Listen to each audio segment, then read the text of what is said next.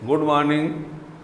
आज आप लोगों को हम चैप्टर 7 फिजिक्स प्रत्यावर्ती धारा में बहुत ही इम्पॉर्टेंट टॉपिक बताएंगे। वो है प्रतिघात। प्रतिघात और प्रतिबाधा की डिफिनेशन क्या होती है, सब कुछ हमने पीछे लेक्चर में बताया है। उसको जानने के लिए पीछे वीडियो देख सकते हैं परिभाषा के लिए। आज हमको बताना है 3 ठो परिपथ होते हैं, आर परिपथ, सी परिपथ और यल परिपथ। आर परिपथ, सी परिपथ और यल परिपथ, उन तीनों की प्रतिघात का सूत्र क्या होगा उसके बारे में हम डिटेल में बताएंगे। तो जो चैनल में नए हो चैनल को सब्सक्राइब कर लेंगे तो आगे वाले वीडियो का भी नोटिफिकेशन मिलेगा, और स्टार्ट से लास्ट तक देखेंगे तभी ये बात समझ में आएगी। तो प्रतिघात क्या होता है, परिभाषा में हमने पीछे बताया है। प्रतिघात ऐसा एसी परिपथ का प्रतिरोध होता है। कोई प्रत्यावर्ती विद्युत परिपथ हो और उस प्रत्यावर्ती विद्युत परिपथ में ओमी प्रतिरोधार, संधारित्री और प्रेरकत्व यल में से कोई एक उपस्थित हो। कोई परिपथ हो, देखिए थोड़ा सा हम उसका रिवीजन इसमें कर रहे हैं, वैसे पीछे लेक्चर में आप और डिटेल में देख सकते हो।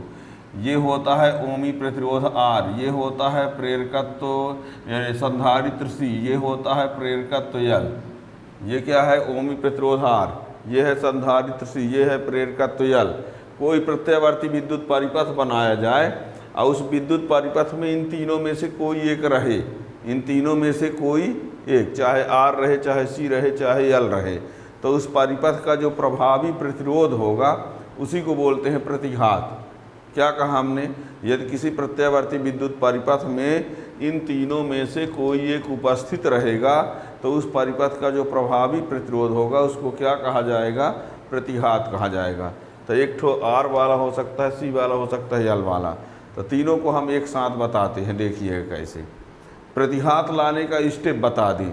सबसे पहले आपको बता दें, किसी का प्रतिघात लाना है तो पहले उसका चित्र बना दोगे, उसका परिपथ, ठीक है।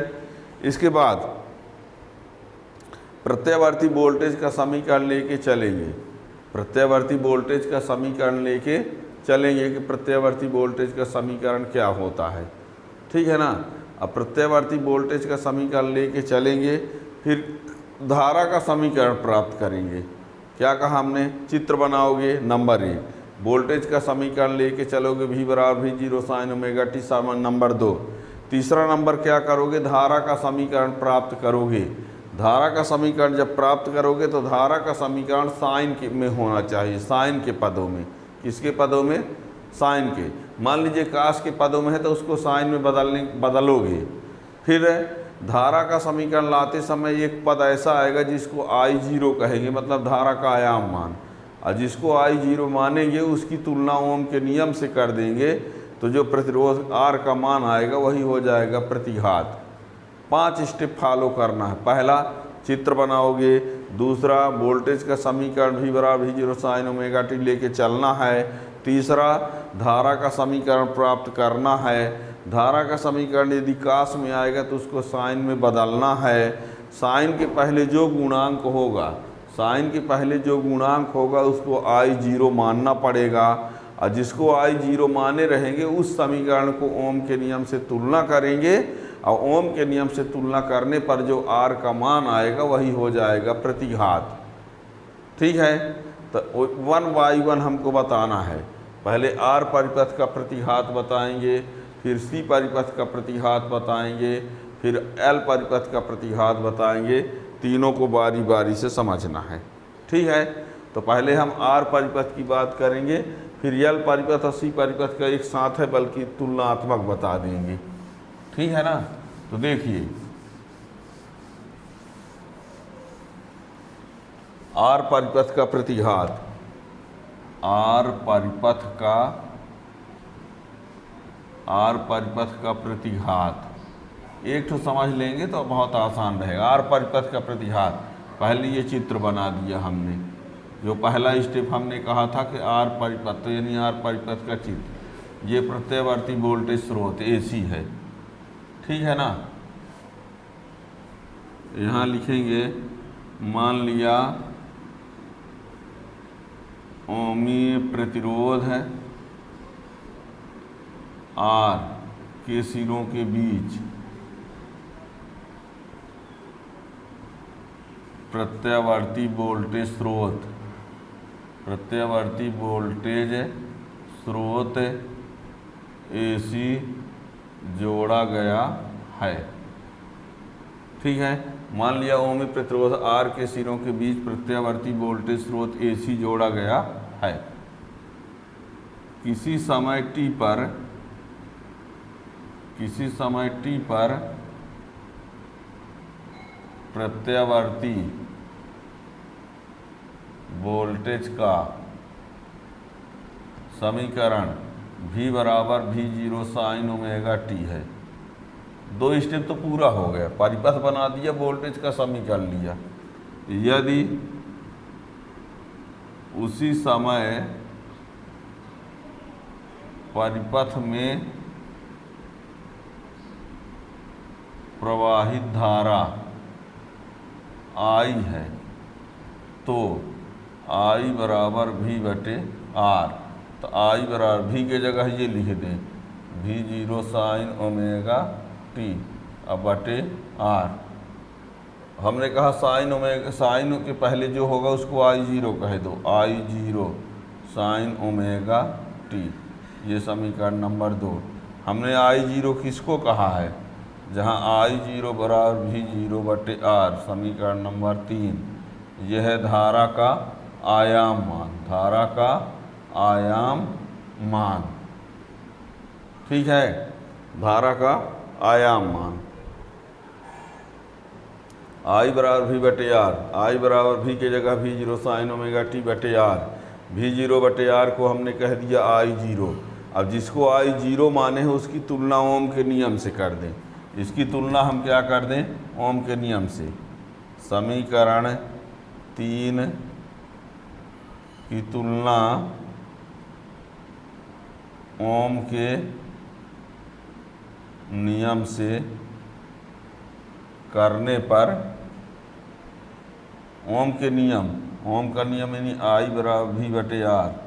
तो देखो, तो I की जगह I0 है, V के जगह V0 है, R की जगह क्या है R। तो जो R का मान आएगा वही होगा प्रतिघात। R की जगह इसमें R आ रहा है, ध्यान दीजिएगा। I0 बराबर V0 बटे R है, इसके ओम के नियम से तुलना करेंगे तो I की जगह तो I0 आया, V के जगह V0 आया, अब R की जगह R आ रहा है। तो R की जगह जो आ रहा है वही प्रतिघात है ना। तो R इस परिपथ का क्या हो जाएगा, इस परिपथ का प्रतिघात होगा। क्या होगा, प्रतिघात होगा। अतः x, प्रतिघात को किससे प्रदर्शित करते हैं, x से। और ये किस परिपथ का प्रतिघात है, R परिपथ। तो यहाँ छोटा सा r लिख देते हैं। तो आज के बाद ये जान लीजिए कि R परिपथ का प्रतिघात क्या होता है, R। लेकिन ये ना अंदाज़ा लगा लेना कि जब R परिपथ का आया है R तो C परिपथ का आएगा C, L परिपथ का आएगा L। ये नहीं होंगे।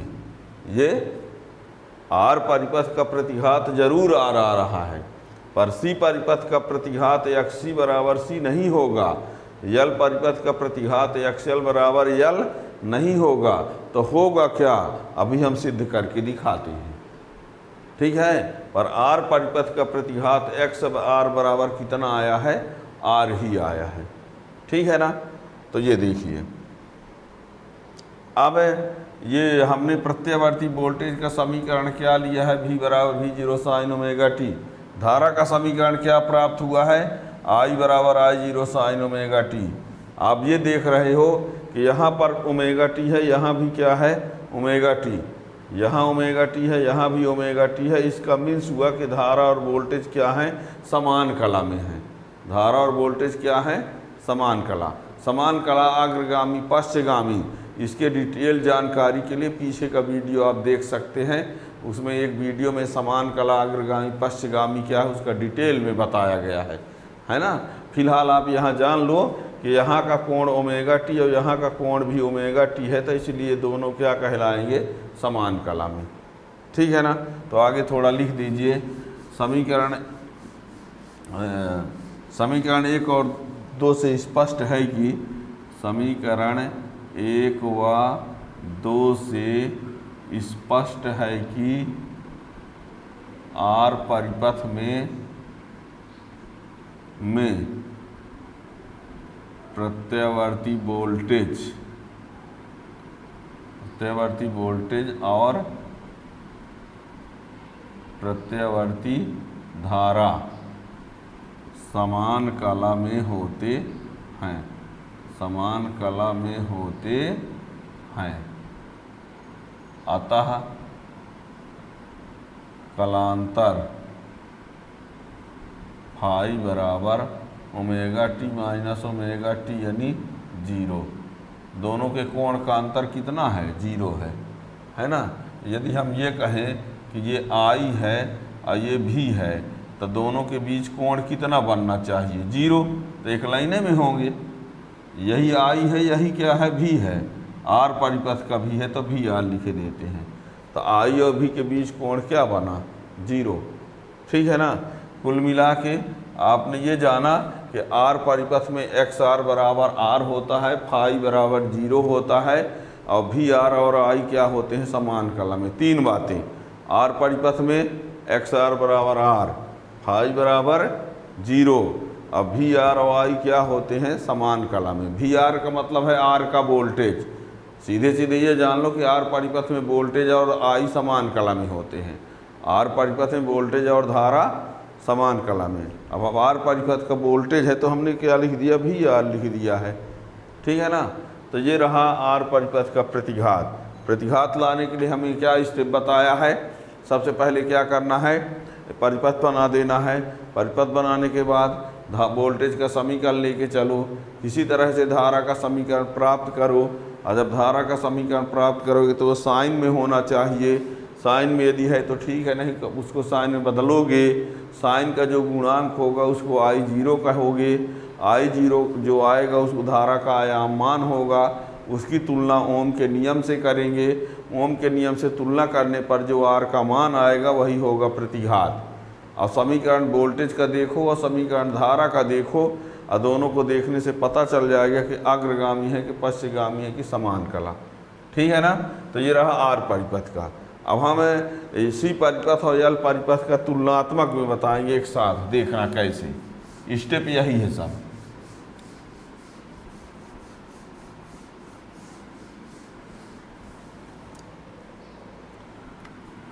यानी सी परिपथ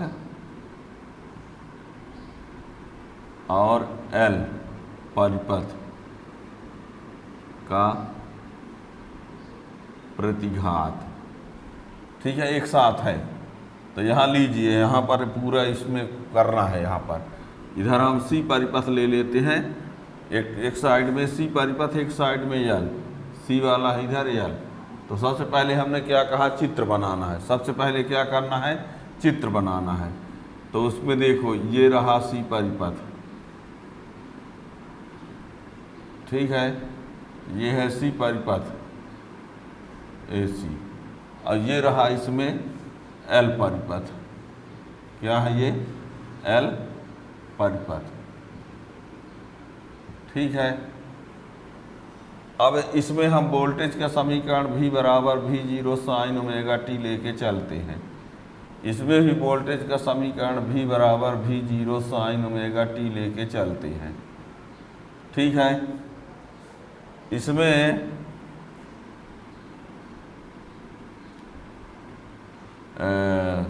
संधारित्र पर आवेश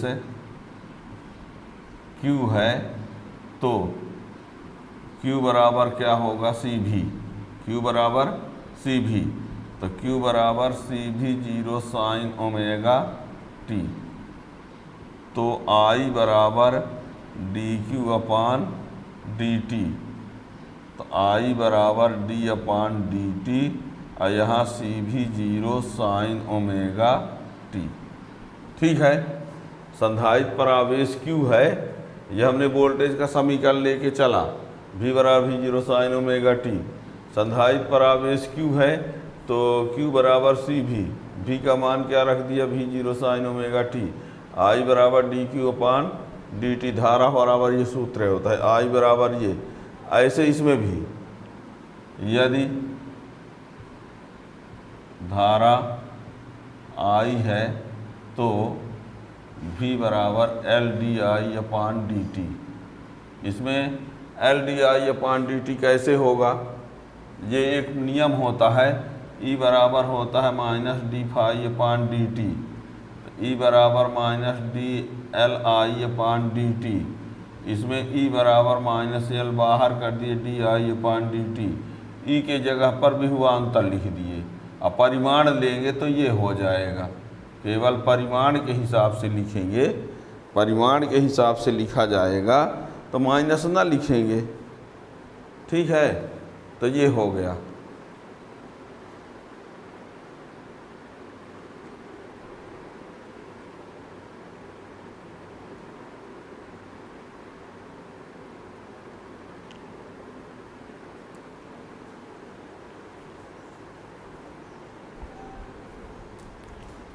ठीक है, यहाँ हमने क्या बनाया? पहले हमने कहा पहला नंबर चित्र, तो ये सी परिपथ का चित्र है, ये एल परिपथ का चित्र है। फिर हमने कहा वोल्टेज का समीकरण V बराबर V0 sin ओमेगा टी, और यहाँ भी V बराबर V0 sin ओमेगा टी। यहाँ पर Q बराबर CV, तो यहाँ V बराबर LdI/dt हो गया, ठीक है ना। ये अब यहाँ पर देखिएगा, यहाँ LdI बराबर क्या हो जाएगा? Vdt, त्रिया गुणा करेंगे तो DI बराबर हो जाएगा V/Ldt, तो DI बराबर ये हो जाएगा V0 sin omega T dt/L, ठीक है। अब यहाँ पर बताओ, इसका अवकलन करेंगे तो इसमें CV0 बाहर आ गया, साइन का अवकलन होता है cos omega T into omega. ये CV0 को हमने बाहर कर दिया, साइन ओमेगा टी का अवकलन हुआ cos omega T into omega. ये ओमेगा पहले आ गया, omega CV0 cos omega t, ये धारा का सूत्र। इसमें ये समाकलन कर देंगे, दोनों साइड का क्या कर देंगे? समाकलन। तो ये I बराबर ये V0/L, और इसका समाकलन होगा -cos ओमेगा t/ओमेगा। ये क्या किया? यहाँ पर साइन ओमेगा टी का अवकलन किए हैं, तो अवकलन किए तो cos omega T into omega हुआ, और यहाँ साइन ओमेगा टी का समाकलन किए हैं तो -cos ओमेगा t/ओमेगा, ठीक है। अब यहाँ देखिए, तो I बराबर ये ओमेगा को इधर, तब V0/ओमेगा L, और ये माइनस ये cos ओमेगा टी। यहाँ भी क्या है? ये आया। अब बताओ, पहला स्टेप क्या कहा था हमने? चित्र बनाना, तो बना दिए दोनों का। दूसरा स्टेप हमने कहा वोल्टेज का समीकरण दोनों में लेना है, तो ये वोल्टेज का समीकरण हो गया, ठीक है। अब आवेश की, तो यह उससे I का मान लाया तो ये आया, I का मान लाया तो ये आया। अब देखते हैं कि दोनों में जो I का मान आ रहा है वो cos के पदों में है। किसके पदों में है? cos के पदों में। ये भी cos के पदों में है, वो भी cos के पदों में है। तो देखिए, इसको हम क्या लिखेंगे? I बराबर omega CV0 sine π/2 plus omega t, ये sine π/2 plus omega t. Sine 90 plus theta बराबर cos थीटा होता है, साइन 90 प्लस थीटा बराबर cos थीटा। और यहाँ क्या लिखे दे रहे हैं? इसमें भी देखना, V0/ओमेगा L, और यहाँ लिखे देते हैं sine π/2 minus omega t. Sine 90 minus theta बराबर भी cos थीटा होता है। अब आप लोग ये कहोगे कि सर यहाँ प्लस वाला लिखे हैं, हम माइनस वाला क्यों लिखे हैं? हम माइनस वाला इसलिए लिखे हैं कि यहाँ इस माइनस को अंदर भेज देंगे, ठीक है। तो ये ओमेगा टी पहले आ जाएगा, π/2 बाद में, ठीक है ना, क्योंकि समीकरण में ओमेगा टी पहले होता है। फिर से सुनना, यहाँ π/2 प्लस ओमेगा टी है, तो इस ओमेगा टी को पहले लिख देंगे, इसको बाद में, तो कोई अंतर नहीं पड़ेगा, प्लस में है तो। और यहाँ पर यहाँ ये माइनस था मेरा, तो माइनस को भगाना भी है, तो इसको यदि इसको पहले लिख दिए तो ये माइनस यहाँ आके इसको प्लस कर देगा, ये इसको माइनस। ठीक है यार, तो ये हो जाएगा omega T minus pi by 2 और ये माइनस हट जाएगा। वास्तविकता ये है, जो मैथ वाले हों वो इस बात को जानेंगे कि यहाँ माइनस कॉमन लेंगे और साइन माइनस थीटा बराबर माइनस साइन थीटा होता है, तब आए हट जाएंगे। ये माइनस हट जाएगा, ये पहले हो जाएगा, ये बाद में। हकीकत ये है कि माइनस कॉमन लेंगे, साइन माइनस थीटा बराबर माइनस साइन थीटा, फिर वो जाके माइनस ये माइनस से हटेगा। पर अब समझाने के लिए आप लोगों को ट्रिक के लिए समझ लो कि ये माइनस यहाँ आके इसको प्लस कर देगा, इसको माइनस कर देगा। तो जब प्लस कर देगा तो इसको पहले लिख देंगे, इसको बाद में। ठीक है, देखिए तो यही टर्म क्या हो जाएगा, V0 बटे ओमेगा एल और sign omega T minus pi by 2। ये माइनस गया तो ये उल्टा हो गया, और यहाँ ये ठीक इसको भी I equal to omega C V0 sine omega T plus pi by 2। ठीक है यहाँ तक। फिर हमने क्या कहा था, जो समीकरण प्राप्त हो रहा है उस समीकरण में जो समीकरण आप लोगों को प्राप्त हो रहा है उस समीकरण में जहाँ साइन का गुणांक इसमें क्या है, ओमेगा सी V0, इसमें साइन का गुणांक क्या है, V0 बटे ओमेगा एल है। दोनों में साइन, एक में साइन का गुणांक क्या है, ओमेगा सी V0, एक में साइन का गुणांक क्या है, V0 ओमेगा एल। तो जो साइन का गुणांक है उसको I0 लिख दो। क्या लिख दो, I0। तो देखना क्या हो जाएगा, यहाँ पर I बराबर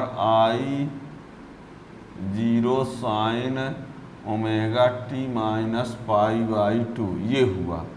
इसमें जब लिखेंगे तो क्या होगा, I बराबर I0 sign omega T plus pi by 2 ये होगा। जहाँ I0 किसको कहा गया है, I0 किसके जगह लिखे हैं, ओमेगा सी V0 के जगह। इसी को हम I0 बराबर V0 बटे 1 बटे ओमेगा सी लिख सकते हैं कि नहीं, ये ऊपर जाएगा तो वही होगा। ये समीकरण नंबर 3, ये समीकरण नंबर 2। इसमें भी I0 कौन है, किसको I लिखा है, I0 बराबर V0 बटे ओमेगा एल। ये समीकरण नंबर 3, ये समीकरण नंबर 2। धारा का आयाम मान, ये क्या कहलाएगा, धारा का आयाम मान। ये भी क्या कहलाया, धारा का आयाम मान। ठीक है, धारा का सूत्र ये आएगा। अब समीकरण 3 की तुलना, समीकरण 3 की तुलना ओम के नियम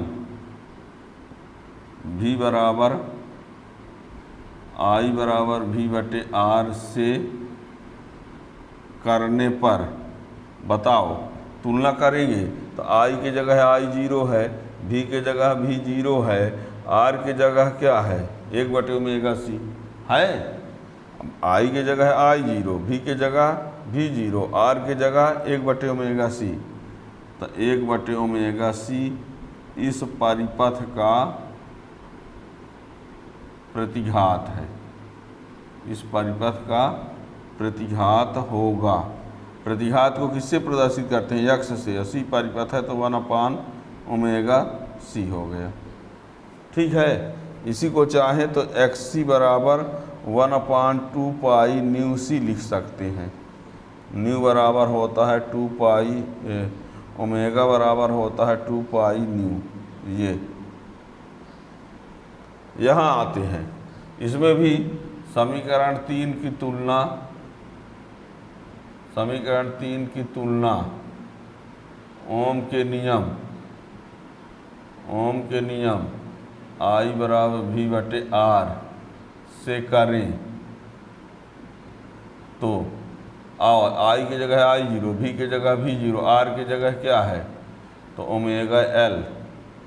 इस परिपथ का क्या होगा, का प्रतिघात होगा। अतः XL बराबर ओमेगा L, या इसी को चाहो तो XL बराबर 2 पाई न्यू L, ओमेगा की जगह 2 पाई न्यू। ठीक है, तो ये हो गया। अब यहाँ पर बताओ, ये है प्रत्यावर्ती वोल्टेज का समीकरण। ये किसका समीकरण है, वोल्टेज का। ये किसका है, धारा का। अच्छे से देखो, ये है वोल्टेज का समीकरण, ये है धारा का समीकरण। इसमें भी ये है वोल्टेज का समीकरण, ये है धारा का समीकरण। इसमें क्या है, ओमेगा टी, इसमें क्या है, ओमेगा टी है, यहाँ है omega T plus pi by 2। इसमें ओमेगा टी है, इसमें omega T minus pi by 2, यानी इसमें प्लस के साथ है, इसमें माइनस के साथ। तो जिसमें प्लस के साथ है, इसका मतलब हुआ कि इसमें धारा जो है वोल्टेज से अग्रगामी है। इसमें धारा जो है वोल्टेज से क्या कहलाएगी, अग्रगामी। और इसमें जो धारा है वो वोल्टेज से क्या कहलाएगी, पश्चगामी। क्या कहा हमने, इसमें वोल्टेज में ओमेगा टी है, धारा में प्लस पाई बाई 2 है, तो धारा अग्रगामी। और इसमें वोल्टेज में ओमेगा टी है, धारा में माइनस पाई बाई 2 है, तो वोल्टेज से ये धारा क्या होगी, पश्चगामी। ठीक है ना, तो ये हुआ। यहाँ लिखे देते हैं, L परिपथ में प्रत्यावर्ती धारा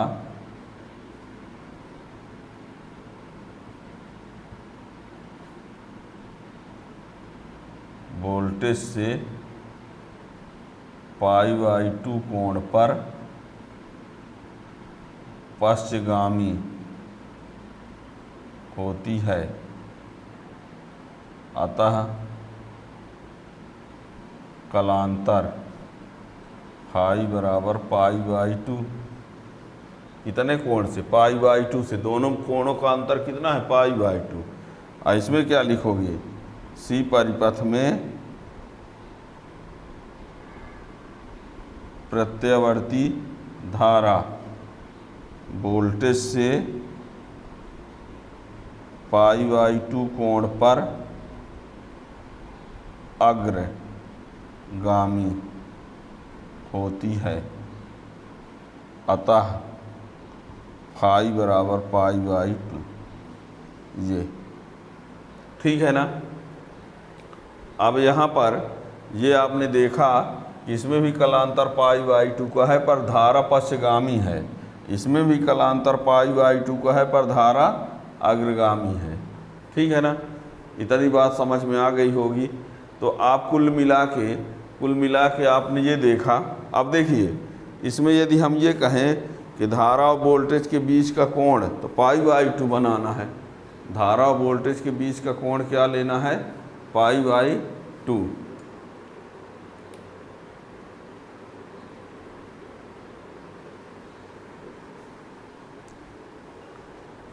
है, धारा वोल्टेज के बीच का कलांतर पाई बाई 2 है।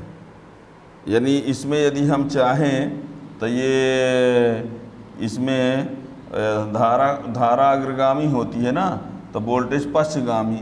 ये धारा हो जाए तो ये हो जाए वोल्टेज, ये पाई बाई 2, ये भी सी हो गया। और इसमें ये धारा हो जाए तो ये क्या हो जाएगा, VL, ये पाई बाई 2। ठीक है ना। धारा अग्रगामी है, मीन्स वोल्टेज पश्चगामी है। अब वोल्टेज पश्चगामी है तो वोल्टेज को नीचे बना दिया। ठीक है ना। और उसमें धारा वोल्टेज अग्रगामी है तो VL को आगे बना दिया है। ठीक है, तो ये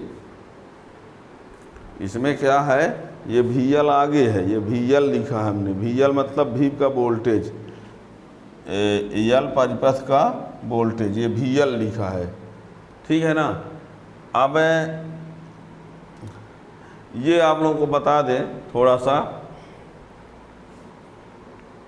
जो आपने पढ़ा एक साथ। अब देखिए,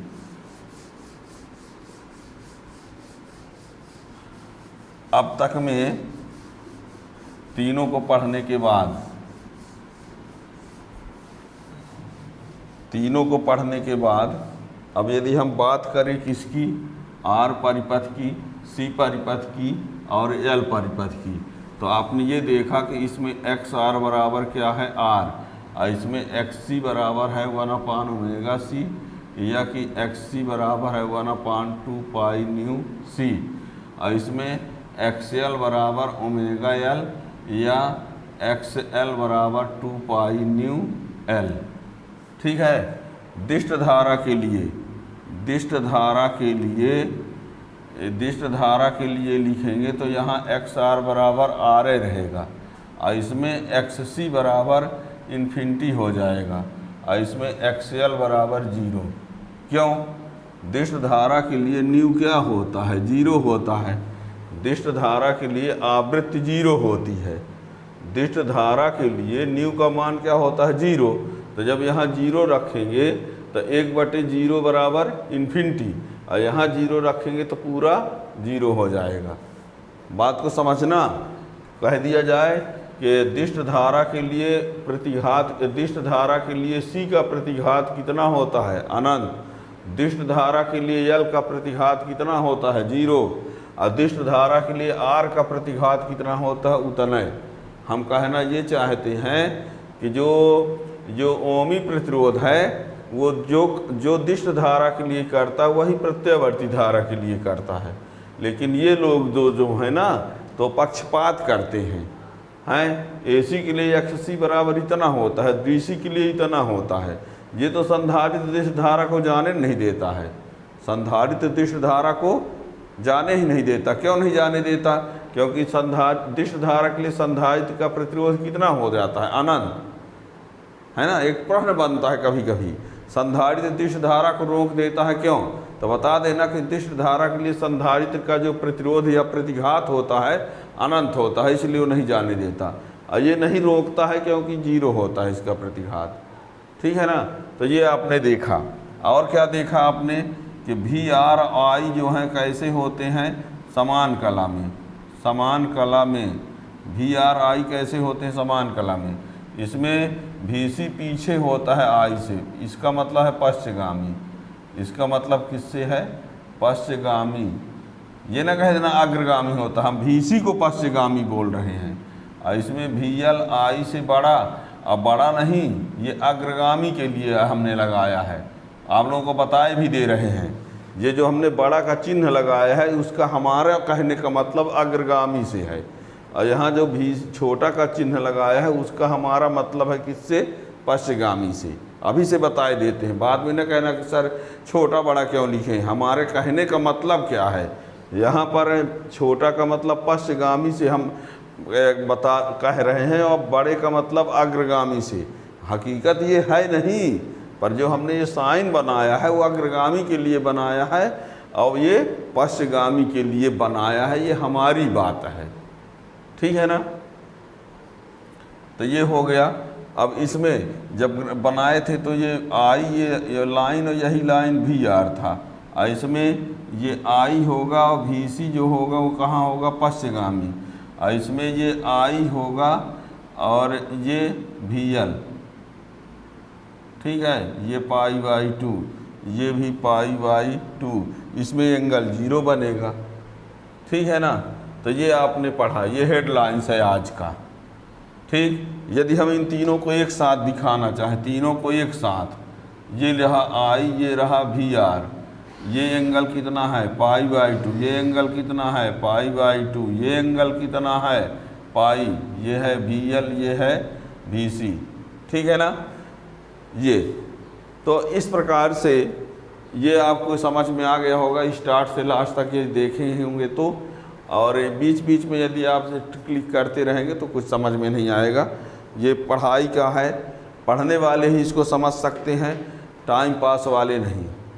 और इस प्रकार नए वीडियो के लिए, नए टॉपिक के लिए आप यदि जानना चाहते हैं, पढ़ना चाहते हैं तो चैनल को सब्सक्राइब कर लेंगे तो उसका वीडियो का नोटिफिकेशन मिल जाएगा। Thank you.